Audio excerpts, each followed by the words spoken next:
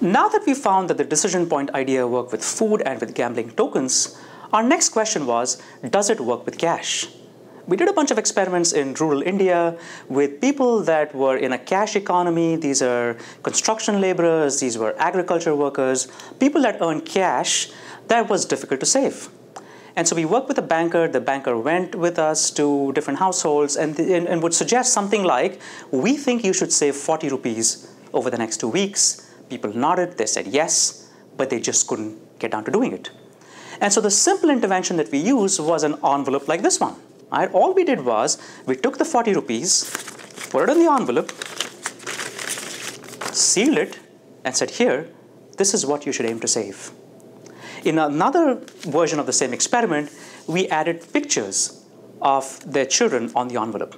And what we found was simply by putting the money in an envelope, we were able to increase savings rates dramatically. And of course, adding pictures of children increased that savings rate even further because, again, it was a decision point. We had earmarked the money separately, and now people were not going to use it for anything other than their children's education expense. So we found across a number of experiments that the idea of creating decision points seems to work because it converts decision-making from an automatic process to a fairly deliberative, rational process. Why does it work? It works, again, because there's two parts in us. There's part of us that wants to be self-controlled, and there's the impulsive part of us. The self-controlled guy says, you should only eat a handful of popcorn. The impulsive guy doesn't think too much and eats until it's all gone. And what's happening with the theory of decision points is that the part of us that actually is the visionary, the planner, is imposing a constraint on the impulsive person by creating these multiple opportunities to go back and think. And so what is a decision point? It is any intervention that is designed to get people to stop, pause consumption, and think a little bit. There are different ways in which you can actually implement a decision point. A transaction cost. That's what we did with the envelopes. It was easy to physically get the money, but it simply meant you had to pick up the envelope and tear it open.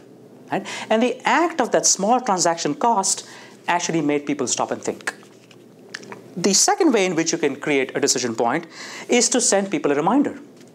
So think about a study where you send people a reminder about saving or taking their medication on a text message or on email. The moment that thing pops up on your mailbox, it serves as a cue for you to actually go and get the medication done or the savings account opened or whatever it might be. The third way in which you can actually create a decision point is to simply create some sort of an interruption to a consumption routine. Think of the following simple example. Let's imagine that your air conditioning switched itself off every 2 hours. And the only way you could switch it on is to physically go down to where your switch is, where your thermostat is, and turn it back on.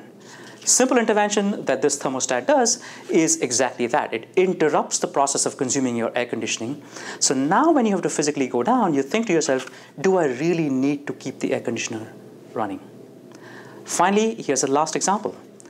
What if every time you swiped your credit card, popped a message which said, are you sure you want to spend $50?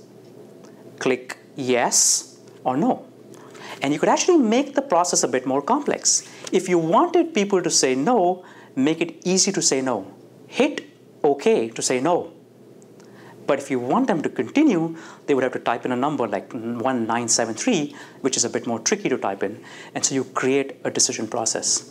Food for thought. If at any point in time there is something you want to control, impose decision points on yourself.